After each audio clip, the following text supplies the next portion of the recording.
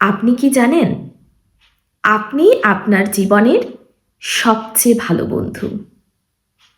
নিজের সাথে বন্ধুত্ব করার না কোনো বিকল্প নেই। জীবনে এমন পরিস্থিতি আসে যখন আপনি আপনার পাশে কোনো আত্মীয়-স্বজন কিংবা বন্ধু-বান্ধবকে পাবেন না। তখন না নিজের হাতটা নিজেকেই শক্ত করে ধরে রাখতে হয়। তাই নিজের সাথে বন্ধুত্বটা করতেই হয়। আপনি নিজে আপনার নিজের সবচেয়ে ভালো এবং বিশ্বস্ত বন্ধু। এই কথাটি আপনি যখন থেকে বিশ্বাস করতে শুরু করবেন, আপনি না তখন থেকেই ভালো থাকবেন। আপনার সাথে কেউ নেই, এই কথাটি মনে করে সময় নষ্ট করবেন না। নিজেকে দুর্বল ভাববেন না, মনে দুঃখ পুষে রাখবেন না।